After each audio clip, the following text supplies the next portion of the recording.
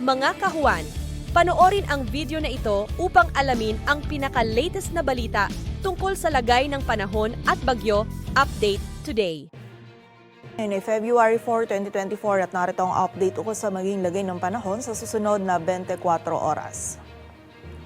Patuloy pa rin umiiral ang northeast monsoon o amihan dito sa bahagi ng Northern Luzon kung saan magdadala pa rin ito ng maulap na kalangitan at mga may hinang pagulan or pag-ambon, lalong-lalo na dito sa may silangang bahagi ng Northern Luzon. Samantala, ang easterlies naman o yung mainit na hangin mula sa dagat Pasipiko ang patuloy na umiiral dito sa silangang bahagi ng Visayas at Mindanao kung saan ngayong araw malaking bahagi po ng ating bansa ay makakaranas lamang ng mga isolated na mga pag-ulan dulot ng easterlies at ng mga localized thunderstorms. At sa kasalukuyan ay wala tayong minomonitor or namamataan na sama ng panahon na maaaring makaapekto dito sa ating bansa.